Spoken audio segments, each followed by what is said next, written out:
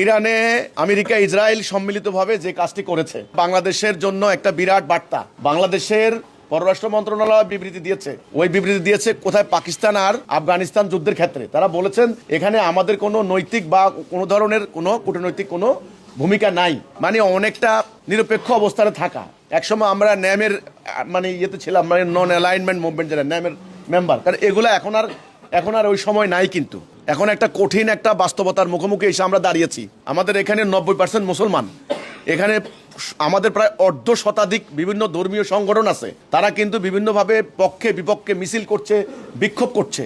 ওকে, আমরা গত 1.5 বছর আগে একটা আন্দোলন হয়েছে, ছাত্র আন্দোলন, যেটার নাম আমরা দিয়েছি জুলাই বিপ্লব। এটা কিন্তু একেবারে সরাসরি ভারতের বিরুদ্ধে বক্তব্য দেওয়া হয়েছে, দিল্লির আধিপত্যবাদের বিরুদ্ধে। তো কাজেই ইরানে এখন যে আক্রমণ হলো, সর্বোচ্চ নেতাকে এইভাবে প্রকাশ্যে হামলা করা, হত্যা করা হলো, ওনার ফ্যামিলি শুদ্ধ। কয়েকদিন আগে সাদ্দাম হোসেনকে হত্যা করা হয়েছে, লিবিয়ার গাদ্দাফিকে হত্যা করা হয়েছে। তো ওদের কিন্তু এই যে অ্যাগ্রেসিভ মনোভাব, এটা এখন পরিষ্কার বুঝতে হবে, আমাদের জন্য একটা অশনি সংকেত। ইরানে হামলার আগে কিন্তু তারা পাকিস্তান আর আফগানিস্তান এই দুইটা ভাতৃপ্রতিম রাষ্ট্র, মানে সীমান্ত সংলগ্ন রাষ্ট্রের মধ্যে তারা মারামারি লাগিয়ে দিয়েছে।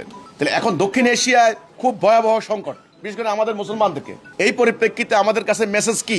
আমাদের কাছে মেসেজ হচ্ছে, যদি আমাদের ভিতরে ইন্টারনাল এই ধরনের দ্বন্দ্ব থাকে, দলাদলি, তাহলে আমরা কিন্তু আমাদের ওদের মতো পরিস্থিতি হতে কোনো বেশি বাকি নাই।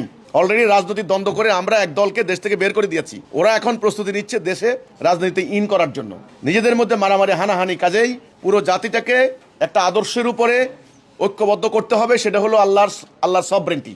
1 নাম্বার, আল্লাহর উপরে ভরসা করে, আল্লাহর সাহায্য ছাড়া এই সাম্রাজ্যবাদী, এই দাজ্জালীয় সভ্যতার মোকাবেলা করা কারো পক্ষে সম্ভব নয়। বাংলাদেশের জন্য একটা অশনি সংকেত। ওরা এখন যা চাইবে, ওরা বলবে তোমার পায়ের নিচে তেল আছে, আমাকে তেল দিয়ে দাও, দিতে হবে। তোমার অমুক দ্বীপ আছে, দ্বীপ দিয়ে দাও, অমুক আইল্যান্ড দিয়ে দাও, তোমার সেন্ট মার্টিন দিয়ে দাও, তোমার তেল দিয়ে দাও, তোমার বন্দর দিয়ে দাও, তোমার এটা দিয়ে দাও, তোমার এটা দিয়ে। কথা শুনতে হবে। তুমি গম আনবা রাশিয়া থেকে কম দামে, বলছে না গম আমার থেকে আনতে হবে। যদি কথা না শোনো, প্রথমে স্যাংশন দেবো, এমবার্গো দেবো, তারপরে কথা না শুনলে বোম মেরে উড়াই দিব, কথা শেষ। এখন আর মানবাধিকার, আন্তর্জাতিক আইন, তারপরে হলো রুল অফ ল, কিচ্ছু নাই, এথিক্স নাই, কিচ্ছু নাই, মোরালিটি কিচ্ছু নাই, এগুলো ভুয়া, এগুলো ভণ্ডামি। হ্যাঁ, মানবাধিকারের বলি কিচ্ছু না। তাহলে এখন রাষ্ট্রের অস্তিত্ব, জাতির অস্তিত্ব, ইমান, আমাদের ইজ্জত আবরু, আমাদের সবরেন্টি বলতে খালি ভৌগোলিক সীমা রেখা সবরেন্টি বুঝাচ্ছি না আমি। স্বাধীন চেতা, স্বাধীনভাবে চিন্তা করার মানসিকতা যদি করতে হয়, এটার একটা সমাধান, এর একটা উপায় আলহামদুলিল্লাহ আমি তুলে ধরছি। সেটা হচ্ছে সমগ্র জাতি আল্লাহর উপরে ভরসা করে তাওহীদের উপরে ঐক্যবদ্ধ হতে হবে। সমগ্র জাতি হবে একটা, নেতা হবেন একজন, সমগ্র জাতি একটা নির্দিষ্ট লক্ষ্যে পরিচালিত হবে।